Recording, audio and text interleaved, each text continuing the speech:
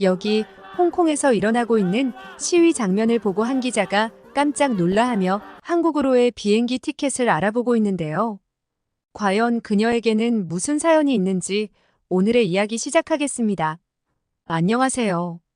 저는 한국에서 뉴욕타임즈 기자로 일하고 있는 엘리자베스 스미스입니다. 지금은 서울의 활기찬 거리를 누비며 취재하는 것이 일상이 되었지만 이곳에 오기까지의 여정은 결코 순탄치 않았어요. 사실 저는 영국 런던의 평범한 가정에서 태어나 자랐고 대학에서 경제학을 공부하기 전까지는 한국과의 특별한 인연이 전혀 없었답니다. 테임즈 강변을 산책하며 영국 신문을 읽던 제가 이제는 한강공원에서 한글 기사를 쓰고 있다니 가끔은 제 인생이 마치 영화의 한 장면 같다는 생각이 들어요. 그런데 이제는 한국의 매력에 푹 빠져 한국이 아니면 못 살 것 같은 완전한 한국 팬이 되어가고 있어요. 김치와 된장찌개의 맛에 눈을 뜨고 한국의 빠른 인터넷과 편리한 대중교통에 감탄하며 K-팝과 한국 드라마를 즐기는 제 모습을 보면 제 친구들도 놀라워해요.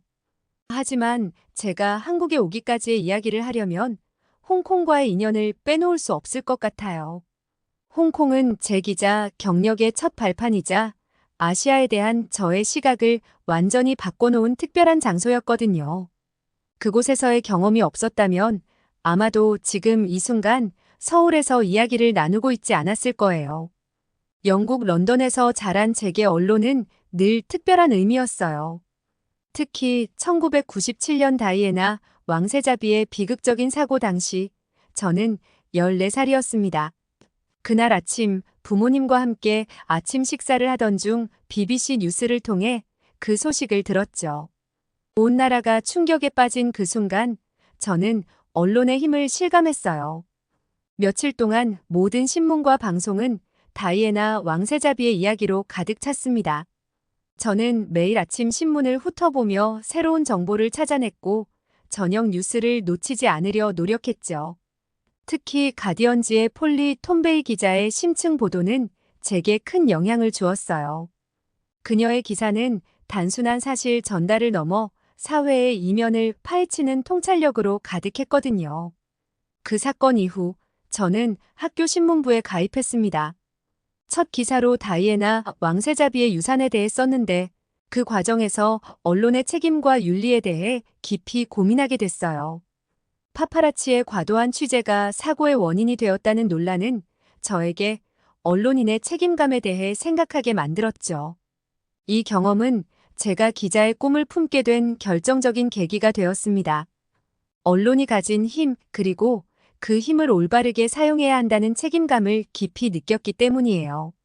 그 후로 저는 더욱 열심히 공부했고 결국 옥스퍼드 대학교 정치학과에 진학하여 본격적으로 언론인의 길을 준비하게 되었습니다. 제가 홍콩에 관심을 갖게 된 것은 옥스퍼드 대학교에 입학해 경제학 수업을 들으면서부터였어요. 수업 중 세계 경제 중심지들에 대해 배우던 중 홍콩의 사례가 제 눈길을 사로잡았습니다. 영국의 작은 식민지였던 곳이 어떻게 세계적인 금융 허브로 성장할 수 있었는지 너무나 궁금했죠.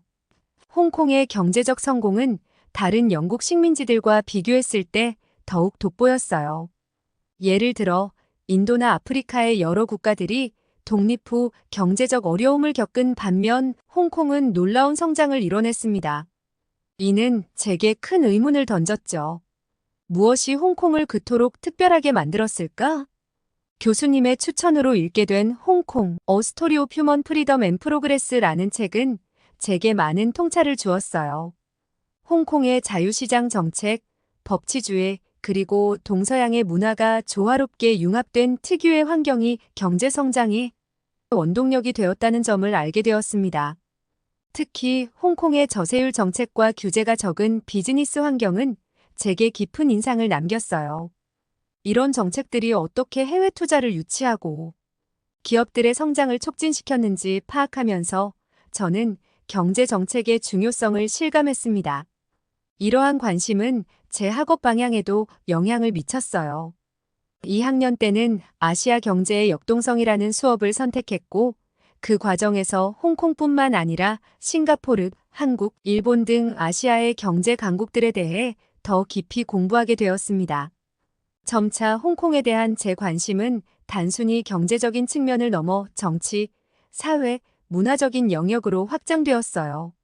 일국양제라는 독특한 체제 하에서 홍콩이 어떻게 자본주의와 자유를 유지해 나갈 수 있을지, 그리고 이러한 체제가 홍콩의 미래 경제에 어떤 영향을 미칠지 고민하기 시작했습니다. 이런 관심과 열정이 쌓여 졸업 후 저는 홍콩에서 일할 기회를 찾기 시작했어요. 여러 언론사에 지원서를 넣었고 수많은 면접을 거치며 홍콩 취재에 대한 저의 열정을 어필했습니다. 그 과정이 쉽지만은 않았지만 제 노력은 결국 결실을 맺었죠. 이런 배경 덕분에 저는 홍콩 뉴욕타임즈 지사에서 일할 기회를 얻게 되었어요.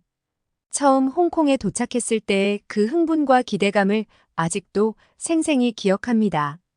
활기 넘치는 도시의 리듬, 동서양이 어우러진 독특한 문화, 그리고 세계 금융의 중심지로서의 위험, 모든 것이 새롭고 흥미진진했죠. 첫 몇 년간 저는 홍콩의 경제와 비즈니스 소식을 주로 다뤘어요. 세계 유수의 기업들이 모여드는 이 도시의 역동성을 전하는 일은 정말 즐거웠습니다. 하지만 시간이 지나면서 저는 점점 홍콩의 또 다른 면모를 보게 되었어요. 표면적인 번영 아래 숨겨진 사회적 갈등과 정치적 긴장이 서서히 드러나기 시작한 겁니다. 2019년 봄 범죄인 인도 법안을 둘러싼 대규모 시위가 발생했을 때 저는 이 도시가 큰 변화의 기로에 서 있음을 직감했습니다. 거리는 시위대로 가득 찼고 평화롭던 도시의 분위기는 순식간에 긴장감으로 가득 찼죠. 제가 알던 홍콩의 모습이 빠르게 변해가고 있었어요. 중국의 국가보안법 시행 이후 홍콩의 자유는 크게 위협받고 있었고 이는 영국과 홍콩의 관계에도 큰 영향을 미쳤어요. 중국 전국인민대표대회가 홍콩 국가보안법을 통과시켰을 때 저는 이것이 홍콩의 미래에 어떤 영향을 미칠지 깊이 고민했습니다.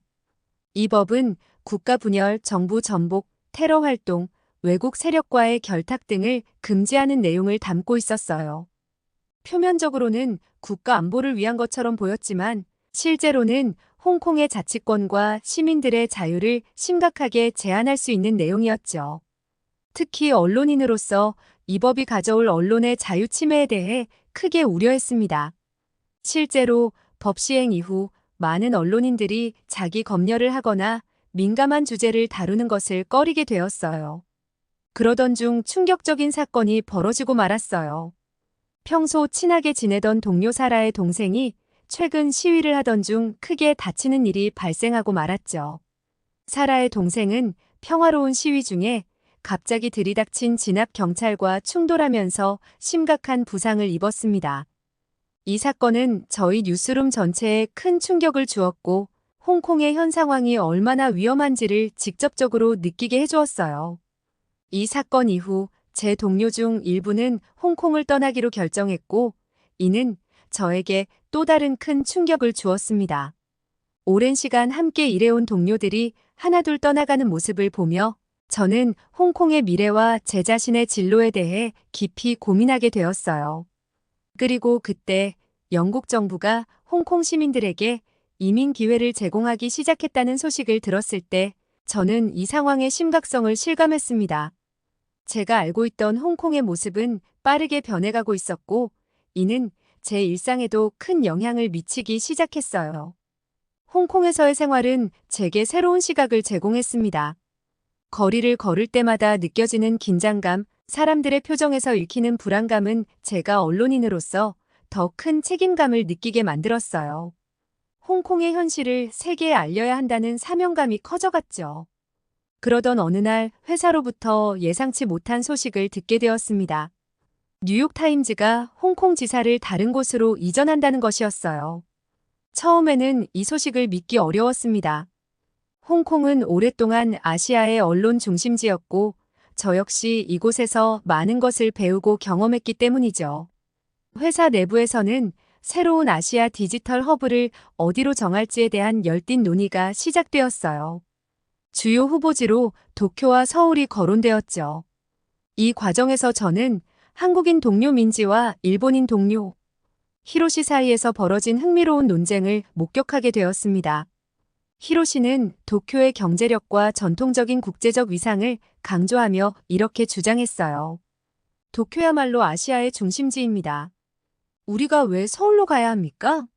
일본의 경제력과 국제적 위상을 고려하면 도쿄가 최선의 선택입니다. 반면 민지는 서울의 장점을 이렇게 설명했죠. 히로시 씨, 언론의 자유와 독립성도 중요한 고려 사항이에요. 한국은 이 부분에서 높은 평가를 받고 있어요. 게다가 한국의 IT 인프라는 세계 최고 수준이에요. 이는 디지털 뉴스 생산에 큰 이점이 될 거예요. 저는 이 논쟁을 지켜보며 양측의 입장을 이해하려 노력했습니다. 도쿄의 전통적인 강점과 서울의 혁신적인 환경, 두 도시 모두 매력적인 선택지였죠. 하지만 동시에 홍콩을 떠나야 한다는 사실에 마음이 무거웠어요. 히로시와 민지의 논쟁 이후 회사는 신중한 검토를 거쳐 서울로의 이전을 결정했습니다. 이 결정에는 여러 요인이 고려되었는데 그 중에서도 몇 가지 핵심적인 이유가 있었어요. 첫 번째는 언론의 자유와 독립성 측면에서 한국이 더 높은 평가를 받았습니다. 국제 언론 자유 지수에서 한국은 일본보다 상위에 랭크되어 있었고, 이는 저희와 같은 국제 언론사가 활동하기에 더 적합한 환경을 제공한다는 의미였죠. 그리고 디지털 인프라의 우수성이 큰 역할을 했습니다. 한국은 세계 최고 수준의 인터넷 속도와 보급률을 자랑하고 있었어요. 5G 네트워크의 조기 도입과 광범위한 보급은 실시간 뉴스 전달과 디지털 콘텐츠 제작에 큰 이점을 제공할 것으로 예상되었습니다. 또 한국의 혁신적인 기술 환경이 결정적이었습니다. 한국의 삼성, LG, 네이버, 카카오 등 IT 기업들의 성장과 혁신은 뉴욕타임즈의 디지털 전환 전략과 잘 맞았어요. 반면 일본은 상대적으로 전통적인 비즈니스 모델에 머물러 있다는 평가를 받았죠. 그리고 지리적 이점도 고려되었어요. 서울은 중국, 일본, 북한 등 주요 뉴스 발생지와 가까워 신속한 취재가 가능했어요. 또한 한국의 중립적인 입장은 다양한 관점에서 뉴스를 다룰 수 있는 장점이 되었습니다. 마지막으로 한국의 문화적 영향력 증가도 중요한 요인이었습니다. K-팝, K-드라마 등 한류의 글로벌 확산은 한국에 대한 세계적 관심을 높였고, 이는 뉴스 소비자층의 확대로 이어질 수 있다고 판단되었죠. 이러한 요인들을 종합적으로 고려했을 때 서울은 뉴욕타임즈의 아시아 디지털 허브로서 더 큰 잠재력을 가진 곳으로 평가되었습니다. 물론 도쿄도 훌륭한 선택지였지만 미래 지향적인 관점에서 서울이 더 적합하다는 결론에 도달했던 것이죠. 서울로의 이전 결정이 내려진 후 저는 새로운 도전에 대한 기대와 함께 홍콩을 떠나야 한다는 아쉬움을 동시에 느꼈습니다. 이제 저에게는 익숙했던 홍콩에서의 생활을 정리하고 새로운 환경인 서울로 향할 준비를 해야 했습니다. 홍콩 국제공항에 도착했을 때 저는 이곳을 떠나는 것이 이렇게 힘들 줄 몰랐다는 것을 깨달았어요. 수화물을 붙이는 동안 지난 몇 년간의 추억들이 주마등처럼 스쳐 지나갔습니다. 활기 넘치던 침사추이의 거리, 빅토리아 하버의 아름다운 야경, 그리고 무엇보다 소중한 동료들과 함께했던 시간들이 떠올랐어요. 하지만 최근 홍콩의 모습은 제가 처음 왔을 때와는 너무나도 달라져 있었습니다. 한때 명품 쇼핑객들로 북적이던 침사추이 거리는 이제 한산하기 그지없었어요. 예전에는 늘 줄을 서서 기다리던 명품 매장 앞에 이제는 직원들만 한가롭게 서 있는 모습이 눈에 띄었죠. 빅토리아 하버의 야경은 여전히 아름다웠지만 그 아래 펼쳐진 거리는 썰렁했어요. 관광객들의 웃음소리와 카메라 셔터 소리로 가득했던 거리는 이제 발걸음을 재촉하는 현지인들의 모습만 간간히 보일 뿐이었습니다. 많은 사람들이 홍콩을 떠나면서 도시 전체가 활기를 잃어가는 것 같았어요. 이런 변화를 목격하며 저는 홍콩의 불확실한 미래에 대해 더욱 걱정하게 되었습니다. 출국장으로 향하는 길에 저는 우연히 한 가족을 마주치게 되었어요. 그들의 짐 가방에는 영국행 태그가 붙어 있었죠. 아이의 손을 잡고 있던 어머니의 눈에는 불안과 기대가 교차하고 있었습니다. 그 순간 저는 이 가족이 홍콩을 떠나 새로운 삶을 시작하려 한다는 것을 직감했어요. 이 광경은 제게 깊은 인상을 남겼습니다. 저뿐만 아니라 수많은 사람들이 각자의 이유로 홍콩을 떠나고 있다는 현실을 마주하게 된 거죠. 영국 정부가 제공한 특별 비자로 인해 많은 홍콩 시민들이 영국행을 선택하고 있었고, 기업들 역시 하나둘 홍콩을 떠나 다른 아시아 국가로 이전하고 있었어요. 비행기에 탑승하기 전 저는 마지막으로 홍콩의 스카이라인을 바라보았습니다. 한때 아시아 경제의 중심지로 빛나던 이 도시가 이제는 불확실한 미래 앞에 서 있다는 생각에 가슴이 아팠어요. 동시에 제 앞에 펼쳐질 새로운 여정에 대한 기대감도 느껴졌습니다. 서울행 비행기 안에서 저는 홍콩에서의 마지막 날들을 회상했어요. 특히 동료 소피가 가족과 함께 영국으로 떠나는 모습이 선명하게 떠올랐습니다. 그녀의 눈물 어린 작별 인사, 그리고 엘리자베스, 우리 꼭 다시 만나요라는 마지막 말이 아직도 귓가에 맴돌았죠. 비행기가 서울에 가까워질수록 저는 점점 더 새로운 시작에 대한 기대감으로 가득 찼어요. 홍콩에서의 경험을 바탕으로 서울에서는 어떤 새로운 이야기들을 만나게 될지 궁금했습니다. 한국의 역동적인 사회, 빠르게 변화하는 기술 환경, 그리고 새롭게 만나게 될 동료들 모든 것이 새로운 도전으로 다가왔어요. 비행기가 인천국제공항에 착륙하면서 저는 마음을 다잡았습니다. 홍콩에서의 생활은 끝났지만 서울에서 새로운 챕터가 시작될 것이라고 믿었어요. 하지만 불안감이 도사리고 있었던 부분은 있었어요. 바로 북한과의 관계였어요. 지금은 제가 한국에 살고 있어서 북한이 미사일을 쏜다고 할 때 이제 크게 동요하지 않지만 한국에 살기 전에는 그런 부분들이 정말 두렵게 느껴졌거든요. 서방 언론에서 보도하는 한반도 정세는 항상 긴장감이 고조된 것처럼 보였어요. 뉴스에서는 북한의 도발, 핵 위협, 그리고 미사일 발사 소식이 끊이지 않았죠. 이런 뉴스들을 접할 때마다 저는 서울로 가는 결정이 과연 옳은 것인지 의구심이 들었어요. 전쟁이 일어나면 어쩌지? 미사일 공격을 받으면 어떻게 하지? 이런 생각들이 머릿속을 맴돌았죠. 게다가 주변 사람들의 반응도 제 불안감을 키웠어요. 부모님은 걱정스러운 목소리로 꼭 가야 하니? 라고 물으셨고, 영국에 있는 친구들은 너무 위험하지 않아? 라며 우려의 목소리를 냈죠. 이런 반응들이 제 마음 한구석에 자리 잡고 있었어요. 지금은 한국에 살고 있어서 그런 편견은 사라진 지 오래지만 한국에 오기 전엔 편견과 두려움이 있었다는 건 부정할 수 없는 사실이었죠. 실제로 한국에 와보니 일상생활에서 전쟁의 위협을 느끼는 일은 거의 없었어요. 오히려 한국 사람들의 일상이 너무나도 평화롭고 활기차다는 것에 놀랐죠. 그렇게 인천공항에 도착한 순간 저는 깜짝 놀라고 말았어요. 홍콩도 세계적인 경제도시임을 자부하는 곳인데 한국은 그와 비교할 수 없게 미래도시 같았거든요. 자동 입국 심사대, 로봇 안내원, 초고속 와이파이 모든 것이 제가 상상했던 한국의 모습을 뛰어넘었어요. 공항 곳곳에서 느껴지는 첨단 기술의 향연에 저는 입을 다물지 못했죠. 사실 기자 생활을 하면서 일본과 중국은 가본 적이 있었는데 이상하리만큼 한국에 갈 기회가 있을 때마다 다른 기자들이 기회를 가져가 못 와봤거든요.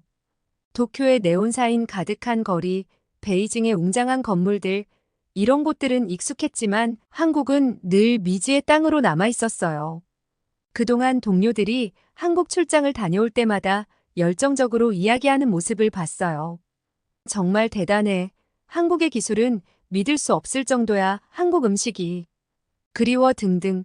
처음에는 그저 과장된 반응이라고 생각했죠. 하지만 이제야 그들이 왜 그렇게 한국을 가겠다고 나서서 말했는지 공항에 들어서는 순간 알게 되었어요. 인천공항에서 서울로 향하는 열차에 올라탔을 때 저는 계속해서 주변을 둘러보며 감탄사를 연발했어요. 승객들은 모두 스마트폰으로 무언가에 열중해 있었죠. 이 모든 광경이 제게는 마치 SF 영화의 한 장면 같았어요. 그제서야 저는 왜 그동안 많은 사람들이 한국을 그토록 방문하고 싶어 했는지, 그리고 왜 우리 회사가 서울을 새로운 아시아 허브로 선택했는지 이해할 수 있었습니다. 서울에 정착한 지 몇 개월이 지났을 때 저는 뉴욕타임즈의 특별 프로젝트로 도쿄를 방문할 기회를 얻게 되었어요. 이 출장은 제게 아시아의 두 주요 도시를 직접 비교할 수 있는 흥미로운 경험이 되었죠.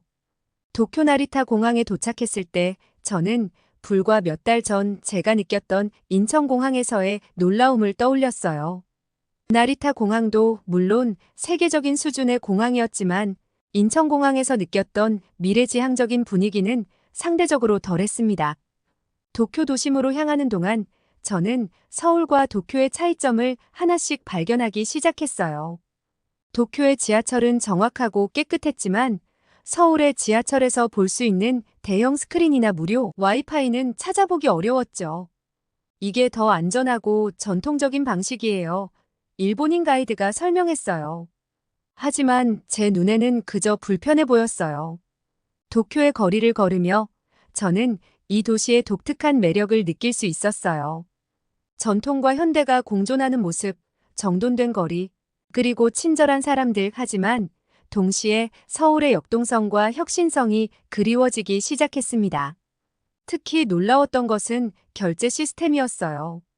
많은 상점에서 여전히 현금을 선호했고 일부 장소에서는 신용카드조차 받지 않았죠. 서울에서 모든 것을 스마트폰으로 해결하던 제게는 큰 충격이었어요. 여기서는 교통카드를 오직 현금으로만 살 수 있어요. 가이드가 말했을 때 저는 믿기 어려웠어요. 정말요? 서울에서는 모든 걸 앱으로 할 수 있는데 제가 말하자 가이드는 놀란 표정을 지었어요. 도쿄의 기업들을 방문했을 때도 비슷한 경험을 했어요. 최첨단 기술을 자랑하는 기업들조차 여전히 팩스를 사용하고 있었고 많은 회의실에는 화상회의 시스템 대신 오래된 프로젝터가 있었죠. 우리는 신중하게 새로운 기술을 도입해요. 검증된 방식을 고수하는 것이 더 안전하죠. 한 기업의 임원이 설명했어요. 도쿄에서의 일주일은 제게 많은 생각거리를 주었어요. 도쿄는 분명 아름답고 효율적인 도시였지만 서울의 혁신성과 역동성에 비하면 조금은 정체된 느낌이었죠. 서울로 돌아오는 비행기 안에서 저는 이 두 도시의 경험을 정리해 보았어요.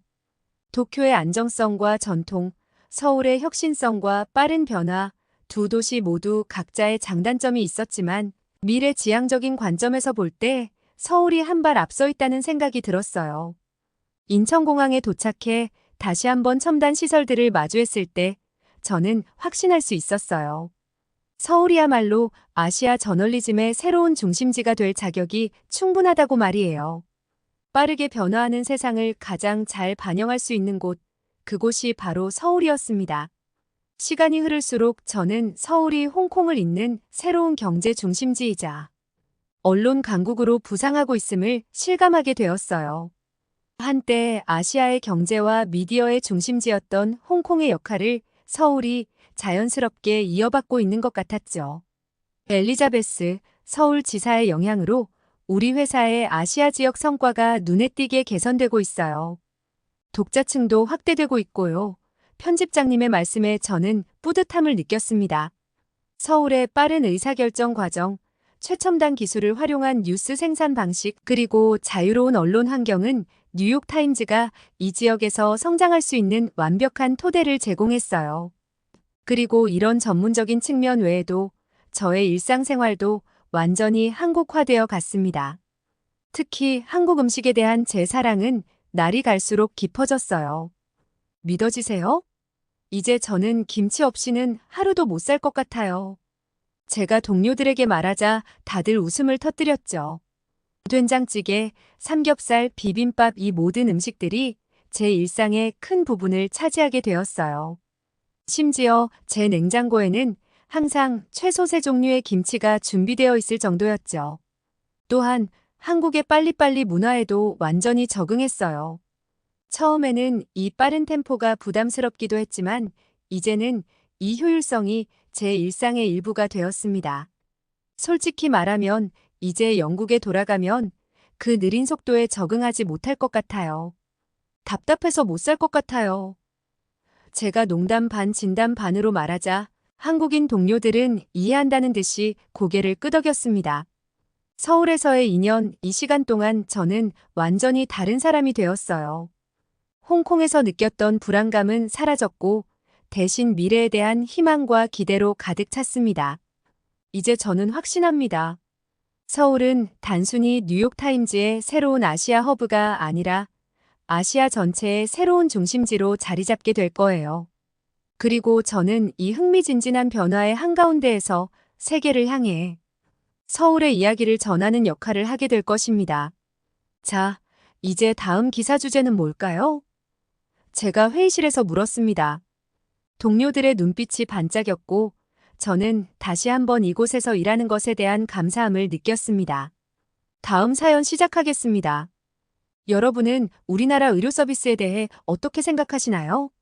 사람이 너무 많아 대기 시간이 너무 길다고 불만을 늘어놓는다거나 진료비가 비싸다고 느끼신 적이 있으신가요? 해외에서 바라보는 한국의 의료 서비스 수준은 각종 뉴스를 통해 접해 어떤지 알고 계실 겁니다. 한국은 의료 서비스에 대한 접근성이 매우 높다고 인정받는 나라 중 하나입니다. 매번 OECD 국가 중 1등을 할 정도예요. 지방 소도시는 대도시에 비해 의료시설 이용이 불편하지만 해외 다른 국가들과 비교하면 의료 서비스에 대한 접근성이 좋은 편입니다.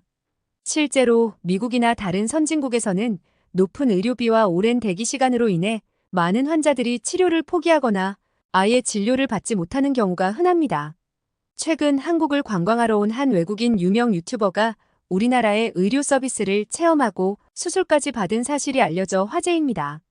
해당 인물은 수술 전과 후의 모습, 수술 진행 절차 및 본인의 수술 장면을 영상으로 공유하며 한국의 뛰어난 기술력과 의료 서비스 수준에 대해 매우 칭찬하였고 이를 시청한 해외 네티즌들도 믿기 어렵다는 반응을 보이며 큰 관심을 보였습니다. 이를 증명하듯 해외 관광객들은 관광차를 대절해 의료 관광을 하는 모습을 우리나라에서는 흔하게 볼 수 있을 것입니다. 이렇게 관광차 한국에 온 외국인 여성이 서울 강남에 있는 안과에서 검사 결과를 믿을 수 없다는 듯 직원들에게 애원하는 한 외국인 여성이 있습니다. 과연 그녀에게는 무슨 사연이 있는지 들어보겠습니다. 안녕하세요. 저는 미국 LA에 살고 있는 에이나입니다. 저희 아버지는 2005년에 LA에서 작은 서점을 시작해 지금까지도 운영을 지속하고 계신데 책을 너무 사랑해서 철학을 가지고 서점을 열었지만 디지털화 시대에 출판 산업의 쇠퇴 속에서 아버지가 운영하는 서점의 경영난은 피할 수가 없었죠. 하지만 아버지는 전자책의 등장 속에서도 끝까지 종이책을 지키겠다는 모토로 운영하고 계시고 이 시대의 마지막 서점이 될 때까지 운영하려는 신조를 가지고 계세요. 이런 아버지 덕분에 저도 어릴 적부터 자연스럽게 책을 많이 접하게 되었고 저도 스마트폰에 중독되다시피 매일 폰을 쥐고 있지만 그 못지않게 종이책 냄새와 책장 가득 잘 정돈된 책을 보고 있으면 마치 어릴 때 친구를 만난 것처럼 편안한 마음이 들어요. 저 또한 아버지의 철학을 지켜드리고 싶어 몇 년 전부터 아버지의 서점을 살리기 위해 서점의 많은 곳들을 손보며 돕고 있답니다. 제가 아버지의 서점을 살리기 위해 중고 서적도 매입해 재판매하고 레코드판도 판매하고 있었죠.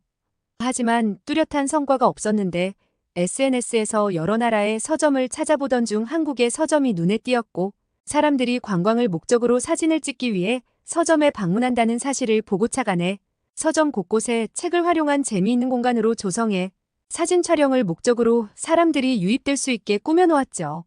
1층엔 소파를 놓아 사람들이 오랫동안 머무르며 책을 읽고 갈 수 있게 바꿨고 세련되진 않지만 투박하면서도 빈티지한 멋이 가득한 공간으로 조금씩 바꿔갔어요. 이러한 제 젊은 감성을 가미한 노력으로 아버지의 서점은 사람들로 붐볐고 작은 소품도 함께 판매하기 시작하면서 심각했던 경영난은 어느 정도 해소되었죠. 제가 본 도서관은 서울의 대형 도서관이었고 실제 책은 있지만 대부분은 접근할 수 없는 것처럼 꾸며놓은 곳이었고 대부분의 사람들이 책을 읽기 위해서가 아닌 관광을 목적으로 간다는 사실을 깨달았죠. 그렇게라도 입소문을 내어 사람들을 불러 모아야 한다는 아이디어가 떠올라 서점을 바꾸게 되었어요. 미국에서는 최근 K 콘텐츠 열풍이 어마어마해 한국을 알고는 있었지만 도서관을 찾아보며 세련되고 감각 있는 진짜 한국을 알게 되었어요. 제가 사는 LA에도 코리아타운이 있어 한국을 모를 수는 없었죠. 그리고 LA 코리아타운에는 북창동 순두부라는 2시간씩 줄 서서 먹는 유명한 한국 음식점도 있고 한국식 BBQ를 파는 곳도 있어요. 하지만 제가 알아본 한국과 LA의 코리아타운과는 한참 거리가 멀어 보였죠. 한국은 알아보기로는 치안이 좋고 밤늦게 다녀도 전혀 위험하지 않다고 들었는데 LA 코리아타운은 거리마다 넘쳐나는 노숙자와 노숙 텐트들 그리고 구석구석 널브러져 있는 쓰레기들이 곳곳에 넘쳐나거든요. 그리고 할리우드에서 사진을 찍을 때는 노숙자들에게 핸드폰과 지갑을 소매치기 당하지 않게 조심해야 하는 곳 중에 하나죠. 영화 속이나 유튜브 영상 안에서 반짝이던 할리우드 모습과는 다르다고 생각하면 되는 곳이에요. 사람 사는 곳은 어디나 그렇겠지만 부와 가난이 극과 극을 이루고 온갖 행과 불행이 묘하게 뒤엉켜 있는 도시가 LA죠. 내부야 화려하고 멋지겠지만 할리우드 부자들만 산다는 비버리 힐즈도 그냥 좁고 꼬불꼬불한 산언덕을 오르내려야 하는 운전하기 불편하고 힘든 곳에 위치한 언덕 위의 동네이죠. 비버리 힐즈의 부동산 가격은 하늘보다 높은 가격 때문에 현실과 이상 사이의 거리가 너무나 먼 곳이죠. 아버지의 서점을 살리기 위해 알아보다 알게 된 한국 덕분에 서점도 이제는 안정적이게 운영돼 걱정할 것 없는 평화로운 나날들을 보내고 있었어요. 아버지가 어느 날 그런 말씀을 잘 안 하시는데 제가 서점을 살리기 위해 참고했던 나라인 한국에 가보고 싶다고 하시는 거였죠. 아빠는 연세가 있으셔서 앞으로 장거리 비행은 잘 못하실 것 같다고 지금 건강할 때 한국에 꼭 가보고 싶다고 하셨죠. 그리고 예전 같지 않게 아버지는 책을 잘 보지 않으려고 하지 않으셨고 작은 글씨나 명세서, 영수증을 확인하는 일을 어려워하셨어요.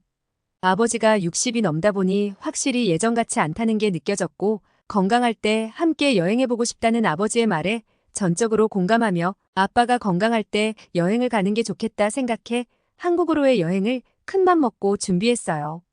평소 잘 알고 지내던 코리아타운의 세탁소를 운영하는 한국인 사장님이 있는데 그분이 일을 하다 화상을 입거나 다쳤을 때 한국이었으면 당장 병원에 갔는데 미국은 병원비가 너무 비싸서 못 간다는 말이 얼핏 떠올랐죠. 세탁물을 맡기려 그녀의 가게에 찾아갔고 한국의 의료 서비스가 어떤지 여쭤봤어요. 그러자 그녀는 믿기 힘든 이야기를 하더라고요. 한국은 특히 도시에서는 작은 감기에만 걸려도 손쉽게 병원에 갈 수 있고 한국 사람들이라면 의료보험 적용이 돼 1회 진료 비용이 $5도 안 된다는 믿기 힘든 말을 하였죠.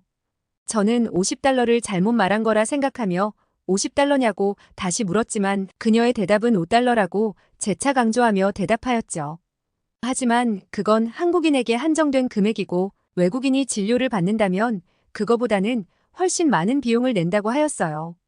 하지만 그녀는 외국인이 지불하는 비용이 높더라도 미국에서 의사와 눈만 마주쳐도 나가는 비용보다는 저렴할 거라는 말을 덧붙였어요. 그녀는 가끔 한국에 갈 때마다 병원 진료 예약부터 한다고 하였고 한국에서 진료를 다 받아도 미국에서 진료받는 것에 비하면 왕복 비행기 티켓 비용은 상쇄하고도 남는다고 하였죠. 저는 미연에게 믿기 힘든 병원비를 듣고 유튜브로 검색을 해보았어요. 그런데 정말로 한 유튜버가 한국의 의료 서비스를 체험하고 수술 전과 수술 후의 회복력 비용까지 모든 과정을 촬영한 것을 보고 그녀가 말한 가격이 진짜일 수 있겠구나 깨닫게 되었죠.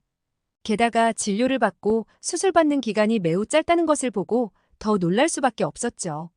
미연의 말이나 유튜버의 말대로라면 짧은 관광기간 동안 의료 서비스를 충분히 받을 수 있을 거라는 게 가능해 보였어요. 이후 한국에 대해 알아보다 보니 의료 관광으로도 미국 사람들이 한국에 많이 간다는 사실을 알게 되었고 아버지가 요즘 여기저기 아프다고 하시는데 미국은 의료비가 비싸 엄두도 못 내니 이참에 한국 병원에 방문하는 코스까지 관광 계획에 넣어야겠다 생각했죠. 아버지께 이 사실을 말씀드렸더니 이런 천국 같은 곳이 있냐고 관광 코스에 의료 서비스 코스를 넣다니 믿을 수 없다며 제 마음에 크게 감동을 하셨어요. 아버지와 함께 여행 계획을 세우고 드디어 인천행 비행기를 타게 되었어요. 그런데 아버지는 비행기에 타자마자 한 가지 고백할 것이 있다고 말을 머뭇거리셨고 사실 몇 달 전부터 눈이 이상하다는 말씀을 하셨어요. 아버지가 나이가 들어 노안은 당연히 있지만 돋보기 안경을 끼고 책을 굉장히 잘 보셨는데 글자가 희미하게 보이고 뿌옇게 잘 안 보인다고 하는 것이었죠. 평생 활자책을 많이 보셔서 그런가 하기엔 아버지는 색 또한 선글라스를 쓴 것처럼 선명하지 않다고 하셨죠. 그런데 병원에 가면 분명 특별한 치료 없이 의사와 마주하기만 해도 수백 불이 나갈 텐데 본인의 증상에 대해 인터넷 서치를 하며 알아보고 있는 중이라고 하셨어요. 아버지가 추측하시기엔 백내장이나 황반변성 녹내장 중에 하나일 거라고 생각한다고 하였고 저는 안 그래도 아버지가 예전 같지 않게 책을 잘 보지 않는 것 같아 안과를 알아보았으니 한국에 도착하면 병원부터 가자고 말씀드렸죠. 드디어 인천공항에 도착하였고 어마어마한 규모의 공항에 깜짝 놀라고 말았어요. 공항의 시설은 정말 깨끗했으며 노숙자 같은 사람도 단 한 명도 찾아볼 수 없었죠. 그리고 공항 내부에서는 향기로운 향까지 나는 듯 했습니다. 공항의 이미지가 너무 좋으니 의료 서비스 또한 위생적이고 깔끔할 거라는 기대가 커졌어요. 한국의 안과 시술에 대해 알아본 결과 아버지의 경우 백내장으로 인한 시술이 필요하다면 오랜 시간을 두고 여유 있게 잡아야 하기 때문에 한국에서 지체할 시간이 없이 바로 병원으로 가야 했어요. 첫날의 숙소는 서울의 강남 안과에 가야 했어서 그 근처 호텔로 숙소를 잡게 되었죠. 아빠와 제가 한국에 도착한 시간은 밤 9시였고 낯선 도시에서 밤늦게 호텔로 들어가는 길은 두려울 수밖에 없었어요. 한국의 치안은 알아준다는 말을 아버지께 자랑하듯 하였지만 내심 걱정이 된 건 어쩔 수 없었죠. 인천공항에 도착해 숙소에 빨리 가고 싶어 택시를 타고 호텔까지 이동하였고 꽤 오랜 시간 1시간쯤 자동차를 탔기 때문에 택시비가 분명 많이 나올 거라 각오를 단단히 하고 있었죠. 드디어 강남의 노보텔 호텔에 도착하였고 저와 아버지는 너무 놀라 깜짝 놀랄 수밖에 없었죠. 택시비는 단 8만 원 정도밖에 나오지 않았고 가격을 보고 너무 놀랄 수밖에 없었어요. LA였으면 이 요금의 2배는 나왔을 텐데 확실히 편안하고 저렴한 한국의 교통비에 감탄하며 마음이 아주 푸근해졌죠. 우리가 호텔에 도착한 시간은 밤 11시쯤이었는데 호텔 근처는 아주 밝고 화려해서 내가 알고 있는 실제 시간이 맞는지 몇 번을 확인했는지 몰라요. 밤늦은 시간이었는데도 거리에 사람들이 굉장히 많았고 모든 상점들이 환하게 빛을 내며 여전히 영업 중이었죠.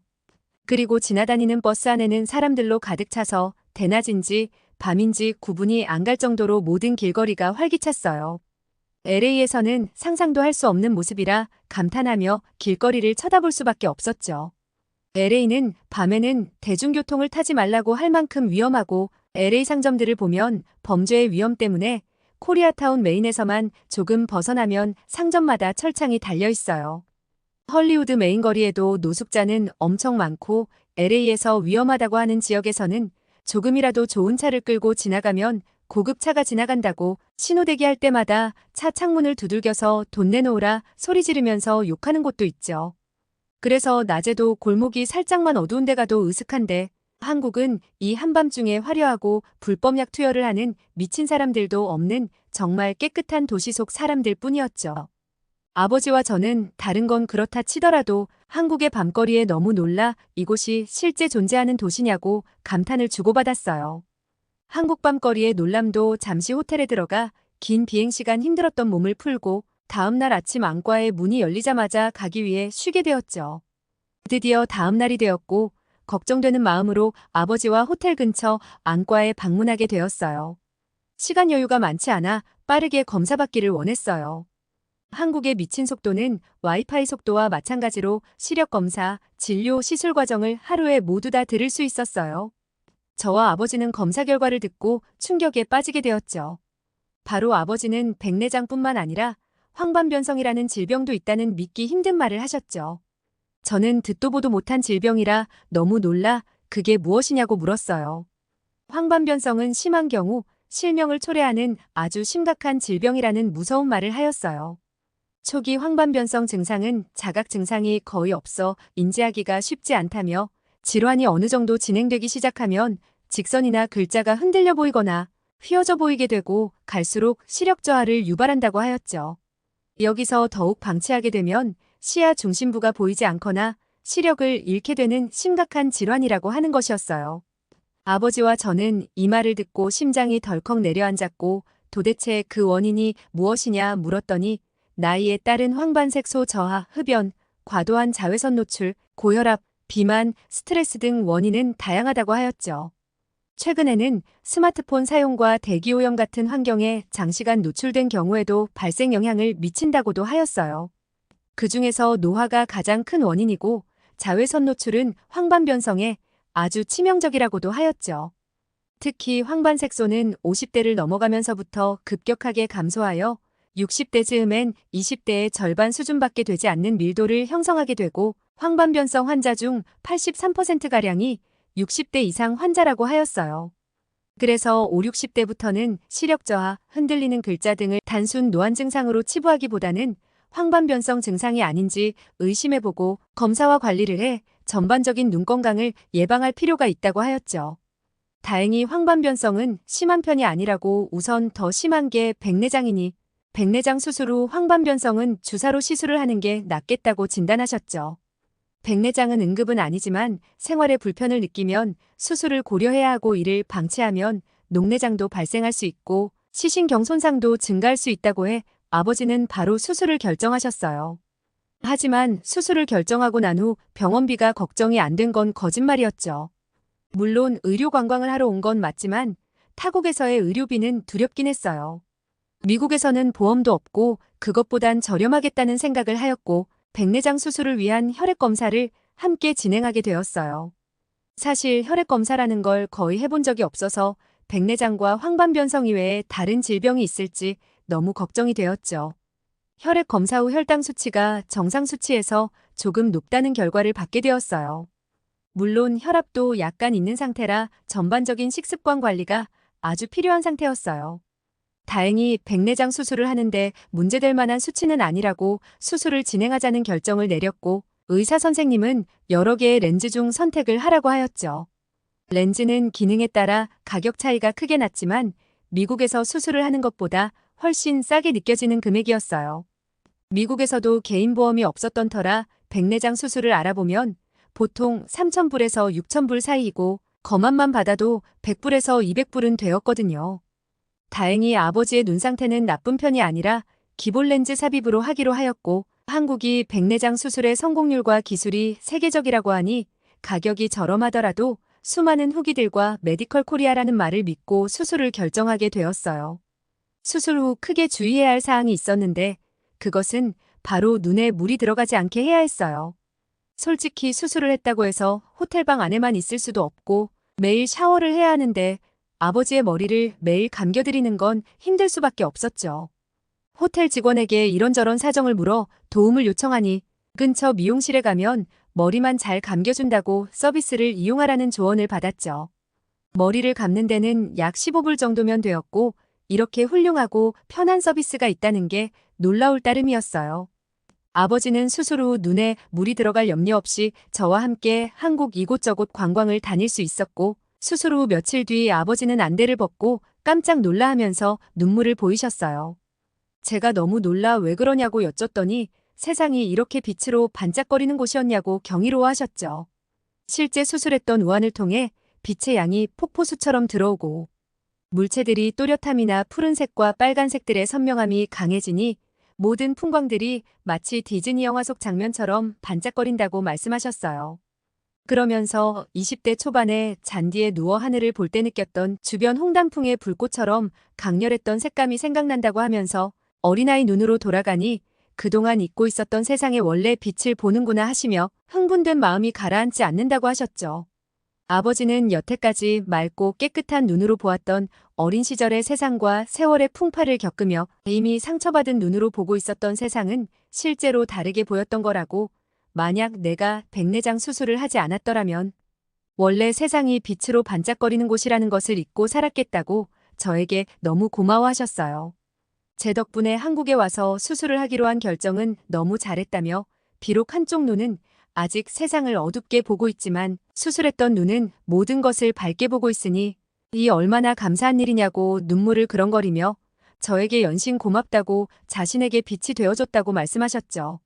물론 아버지는 수술 후 안약과 인공 눈물을 투약하는 번거로움도 있고 세안이나 샤워를 제대로 못하는 불편함도 있지만 그 어떤 것도 어린 시절 보았던 밝은 빛을 다시 보게 된 기쁨과 비교할 수 없다고 하셨어요. 아버지는 그렇게 밝은 빛으로 한국을 돌아다니며 관광하실 수 있었고 한국의 아름다운 색은 앞으로 잊을 수 없을 것 같다고 메디컬 코리아라는 말을 충분히 실감한다고 하셨죠. 나이가 드니 병원이나 의료시설이 가까운 곳에 살아야 하는 것 같다고 단 의료비가 저렴하다는 조건이 붙는 곳 바로 한국 같은 곳에서 살고 싶다고 하셨어요. 아버지와 저는 멋진 추억을 쌓기 위해 서울의 경복궁에 가서 한복을 입고 기념 촬영을 하기로 하였어요.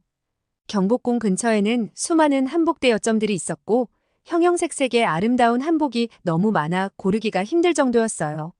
아버지는 한복색이 너무 아름답다고 대여하지 않고 가져가서 우리의 서점 포토존 한 곳을 한국식으로 꾸며서 전시해놓고 싶다고 하셨죠. 이렇게 아름다운 옷과 색감은 많은 사람들과 함께 공유하고 싶다고도 말씀하셨어요. 지금 생각해보면 아버지 서점을 공간 리모델링을 할 때 제가 볼 땐 예쁜데 아버지는 그 색을 보고 크게 호응하지 않았던 이유를 깨닫게 되었죠. 한국에서의 좋은 추억과 맛있는 음식을 충분히 경험하고 나머지 한쪽 눈을 수술한 후 마지막 검사를 하는 날이 되었어요. 양쪽 눈 모두 백내장 수술은 성공적으로 됐고 떠나기 전 황반변성이라는 질병에 대해 걱정이 되기 시작했죠. 질병이 심하지는 않지만 앞으로 미국에서 치료할 엄두는 나지 않고 사실 미국 의료기술보다 한국의 의료기술을 더 신뢰하게 돼 한국에 다시 와서 치료를 받게 하고 싶었어요. 안과 의사는 지금은 초기 단계이니 필요한 영양제를 잘 챙겨 먹고 가벼운 운동을 꾸준하게 하는 것이 중요하다고 하였죠. 건성 황반변성의 경우 아직 특별한 치료법이 없고 습성으로 악화할 수 있기 때문에 정기적인 관찰과 예방을 강조했어요. 그리고 자외선이 아주 치명적이니 선글라스와 모자는 필수품으로 착용하라는 조언도 해주었죠. 일부의 영양제가 황반변성의 예방에 효과가 있으니 꾸준히 영양제 섭취를 하는 것도 필요하다고 하였어요. 아주 친절한 의사 선생님과 최고의 시술력으로 우리 아빠는 다시 태어난 듯 젊을 때의 눈을 다시 갖게 되었다며 의사 선생님께 너무 고맙다고 말씀하셨죠. 게다가 백내장 수술을 하면서 발견된 고혈압과 당뇨병에 대한 치료도 적극적으로 할 수 있게 돼 한국에 와서 완벽하게 건강을 되찾아가는 것 같다고 한국은 자기 건강의 은인이라고 하셨어요. 혈액 검사 결과를 가지고 내과에 방문하였지만 다행히 약을 먹으면서 조절할 정도는 아니라고 집에서 식이 조절과 운동으로 충분히 좋아질 수 있다고 해 의사 선생님과 상담 후 미국에 가서도 실천하기 위해 노력하려고 하네요. 한국에서는 사람들이 꾸준한 병원 방문으로 건강관리를 정말 잘한다고 들었어요. 당뇨병과 고혈압에 어떤 관리를 해야 하고 미국식 습관에서 어떤 점을 고쳐야 하는지 알려주시면 제가 아버지께 말씀드리려고 합니다. 우리 아버지의 눈을 다시 태어나게 해준 메디컬 코리아 너무 감사합니다. 오늘은 아버지의 건강을 위해 한국을 방문한 효심 깊은 에이나의 사연을 들어보았는데요. 외국의 경우 어마무시한 병원비 때문에 아파도 병원에 가지 못하고 적절한 치료를 받지 못해 사망하는 경우도 많다고 합니다. 이런 사연을 들으면 한국에 사는 게 너무 감사하다는 생각이 드네요. 그리고 고혈압과 당뇨병에 대해 알고 있는 근거 있는 생활습관 지식을 알려주시면 에이나에게 요약해 보내드리겠습니다. 오늘의 사연이 마음에 들었다면 구독과 좋아요 눌러주세요. 이상 감동 카페인이었습니다.